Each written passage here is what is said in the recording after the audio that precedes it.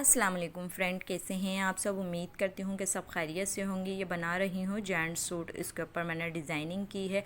तो डिज़ाइनिंग देखें कुछ मैंने इस तरह से की है। इसके कफ के ऊपर, इसके ताबीज़ पट्टी पे, कॉलर पे, इसके ऊपर मैंने डिज़ाइनिंग इस तरह से की है। कितना खूबसूरत ये कलर लग रहा है। और इसके ऊपर मैंने ये चेक वाला फैब्रिक लगाया है जो इसके ऊपर नज़र आ रहा है कंट्रास्ट में। तो सबसे पहले तो हम कफ़ बताते हैं कि कफ़ को हमने क्या करना है, किस तरह से करना है। ये तो कफ़ के लिए जो ये कपड़ा हमने निकाला हुआ था उसको हमने सेंटर से कट करना है। ये देखें इस तरह से ये सेंटर से मैंने कट कर दिया जो कफ़ का हमारा कपड़ा था। और उस सेंटर के अंदर मैंने ये चेक का कपड़ा लगाना है। ये देखें ये चेक का कपड़ा है, इसकी हमने कटिंग इस तरह से की थी। और इस तरह से ये पतली सी हमने इसकी कटिंग की और कटिंग करके इसकी पट्टियाँ हमने बना ली थी। और बनाने के बाद जो ये कफ़ है हमारा, ये देखें, तो ये जो कफ़ के अंदर से जो हमने इसके 2 पीसेस कर दिए थे और इस सेंटर के अंदर ही हमने चेक वाला कपड़ा लगाना है। तो ये चेक वाला कपड़ा मैंने इस तरह से लगाया इसके अंदर। और फिर इसके ऊपर रेशम के धागे से हमने एक लब की सिलाई लगाई। ये देखें इस तरह से ये मैंने इसके ऊपर लब की सिलाई लगाई है। सेंटर में हमने इसके चेक वाला कपड़ा लगाया, फिर उसके ऊपर खूबसूरती देने के लिए और मज़बूती इसके ऊपर आ जाती है। फिर हमने एक कंट्रास्ट रेशम के धागे से इसके ऊपर हमने सिलाई लगाई और दोनों ही साइड पे हमने इस तरह से ज्वाइन करा।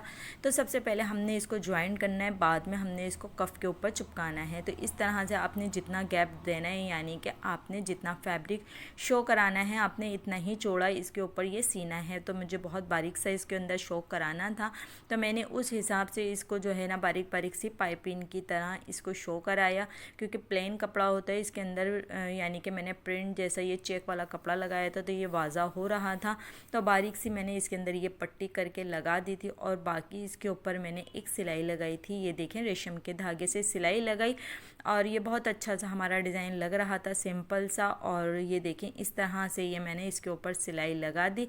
लगाने के बाद ये मैंने इसको ये इसी तरह से दोनों ही कफ़ों के पट्टियाँ हमने रेडी कर देना है कपड़ा। और फिर उसके बाद इसको हमने फ्यूजिंग कर दिया। ये देखें ये सारी चीज़ें हमने फ्यूजिंग कर ली। इसी तरह से हमने सामने की पट्टी बनानी थी, यानी कि ताबीज़ पट्टी जो होती है उसको भी हमने सेम इसी तरह से बनाना है। और ये कफ़ को हमने जिस तरह से सीते हैं, पहले नीचे की साइड पे हमने इसकी सिलाइयाँ लगानी है। ये देखें इस तरह से ये कफ़ की नीचे की चौड़ी हमने एक बूट की सिलाई लगा दी, तो दोनों कफ़ों के ऊपर इसी तरह से लगा देंगे हम। फिर उसके बाद ये हमने जो दूसरा वाला इसका कपड़ा होता है वो इसके साथ रख के कफ़ के साथ साथ ही हमने इसकी सिलाई लगानी है। ये देखें ये तो आपको पता ही है कि मैं किस तरह से सिलाई करती हूँ कफ़ की। और फिर इसको हमने ये जो फ्यूजिंग वाला यानी कि जो फ्यूजिंग का शेप है उसी के ही साथ साथ हमने गोलाई करके इसके कफ़ को रेडी करना है। और इसी तरह से ये दोनों कफ़ मेरे रेडी हो गए थे। जो मैंने इसके अंदर पाइपिंग लगाई थी वो भी दिख रही थी। और फिर उसके बाद मैंने इसकी साइड की सिलाइयाँ लगा के रेडी कर दिया था। और ये देखें ये सामने की पट्टी है, सेम उसी तरह से जैसे हमने कफ़ के अंदर पट्टी लगाई थी ये प्रिंट वाली, इसी तरह से सेम हमने इसके जो है सामने पट्टी लगा दी थी। और इसको लगाने के बाद हमने प्रेस करी, प्रेस कर कर इसको हमने रेडी कर दिया। फिर ये हमारा शर्ट पीस है जिसको हमने कटिंग करा हुआ था। और उसके बाद हमने इसकी ये ताबीज़ पट्टी लगानी है। ये देखें ये ताबीज़ पट्टी जब इसके ऊपर लग जाएगी तो ये बहुत अच्छी लगेगी। और इसके ऊपर 2 पीस हमने कॉलर लगाया, हमने कंठी कॉलर नहीं लगाया, शेरवानी कॉलर हमने इसके ऊपर 2 पीस कॉलर लगाया है। और उसके ऊपर भी हल्की सी डिज़ाइनिंग की है। तो वो भी आप देखिएगा कि उसके ऊपर मैंने क्या करा, उसको किस तरह से मैंने डिज़ाइन करा है। और वीडियो को पूरा देखिएगा और लाइक भी ज़रूर कर दिया करें। आप लाइक करने में कंजूसी करते हैं, लाइक नहीं करते, तो आप लाइक के बटन को भी ज़रूर प्रेस कर दिया करें और वीडियो को भी पूरा देखा करें। और अपनी कमेंट करके अपनी राय भी बताया करें कि आप लोगों को मेरी वीडियो किस तरह की लगती है, मेरी डिज़ाइनिंग कैसी लगती है। और इस तरह से ये मैंने अपनी शर्ट को तैयार किया था। और इसको मैंने यानी कि पहले जो पट्टी बीच में लगा दी थी, फिर उसके बाद हमने साइड में इसके एक लब की सिलाई लगाई थी। ये देखें ये लगानी ज़रूरी होती है, इससे बैठ जाता है और ख़ूबसूरती भी आती है। तो इस तरह से मैंने इसकी साइड पे सिलाई लगाई थी। फिर इसके बाद मैंने इसको इसकी शर्ट के ऊपर लगाया, जो इसकी कमीज़ थी उसके ऊपर मैंने इसको बहुत ध्यान से, आराम से और बहुत यानी कि इस तरह से लगानी होती है कि आपकी सिलाई भी नीचे ना उतरे और इस जगह पे ज़्यादा ध्यान देना होता है क्योंकि फ्रंट होता है। फ्रंट के ऊपर आपने बहुत ध्यान से और बहुत इस तरह से लगानी होती है ताकि सिलाई वगैरह ना उतरे, कोई चुग्गा ना आए, धागा ना टूटे। इस तरह से लगानी चाहिए ताकि आपकी इधर खूबसूरती ख़राब ना हो। तो इस तरह से ही ये मैंने इसकी सामने की पट्टी तैयार की। फिर उसके बाद आ जाते हैं कॉलर की तरफ। तो ये हमारा कॉलर है जिसको हमने पहले से चिपका के रख लिया था। तो इस तरह से ये मैंने इसको कॉलर को रेडी करा। ये रेशम का धागा है और एक ऊन का धागा है।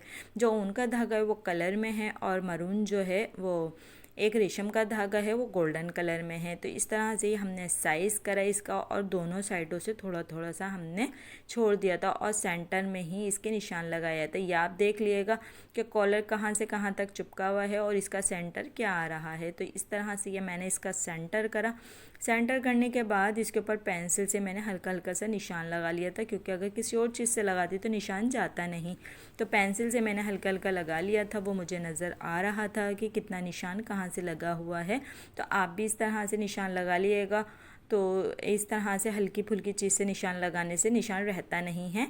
और फिर इसके बाद जो रेशम का मैंने धागा लगाया हुआ था उस रेशम के धागे से हमने उस निशान से सिलाई लगानी है और फिर इसको ही सिलाई को दोबारा घुमाकर इसके ऊपर लगानी होगी। तो इसी तरह से ये मैंने डबल सिलाई इसके ऊपर लगाई है रेशम के धागे से। ये देखें इसका लुक कितना अच्छा बन जाएगा। और इसके ऊपर हमने रेशम का धागा लगाया, ये देखें, और कॉलर हमने पहले चिपका लिया था, फिर ये रेशम का धागा लगाया। अब हम ऊन का धागा लेते हैं और इसको सुई में परोते हैं और फिर इसके बाद इसका क्या करेंगे वो ये आप देखिएगा कि मैंने क्या करा है। इस ऊन के धागे का मैंने क्या करा, रेशम की सिलाई हमने लगा ली थी, फिर रेशम की सिलाई के ऊपर ये जो कोने आ रहे थे वहाँ पे हमने ऊन का धागा सुई में डालने के बाद इस तरह से यहाँ पर बनाना है। ये देखें एक काटम सा जैसे क्रॉस में बनाना है। ये देखें इस तरह से ये मैंने इसको यहाँ पे कुछ हल्का सा डिज़ाइन बनाया है। ये देखें इस तरह से ये मैंने पहले क्रॉस में लिया, फिर इस तरह से काटम जैसा इसका बना दिया था। तो ये एक लुक आ गया था यहाँ पर कोनों पे इसके, वरना ये सादा सादा सा लग रहा था। तो मैंने रेशम के धागे के ऊपर ये मरून कलर का धागे का कंट्रास्ट दे के इस तरह से ये बना दिया था। ये देखें दोनों कोनों पे मैंने इस तरह से ये 3-3 चावल टाँका लगा दिया था। तो मुझे ये अच्छा लग रहा था तो फिर मैंने ये चावल टाँका इसके ऊपर लगा दिया था 3-3। और ये तो आपको पता ही किस तरह से सिंपली लग जाते हैं। फिर उसके बाद इसके कॉलर को हमने साइडों से सी लिया था जिस तरह से हम सीते हैं, मगर उससे पहले हमने सिलाई बाद में नहीं करनी, उससे पहले ही करनी। ये वाली सिलाई लगाने से पहले ही सारी डिज़ाइनिंग करनी है, वरना ये डिज़ाइनिंग की सिलाइयाँ बाहर को रह जाती।